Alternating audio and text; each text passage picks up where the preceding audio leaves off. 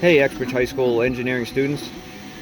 You may or may not have heard, we are 3D printing face shields for local hospitals, and I have a real world problem for you to do to bring us into this remote learning experience.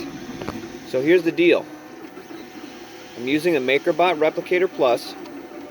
It can print 4 face shields at a time.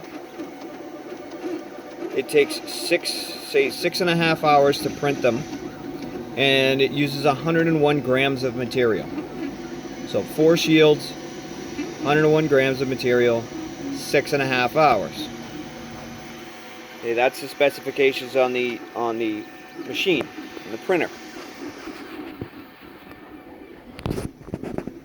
I have 11 spools of material.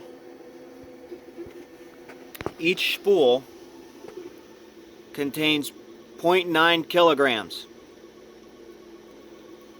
How many face shields can I print with this material? And how long will it take me to do this? That's your problem. I'm going to lay it out nicely on a Google Doc for you so that you can see it. And I'd like you to do this using a spreadsheet, which again I will show you during office hours this week. Thank you. Enjoy.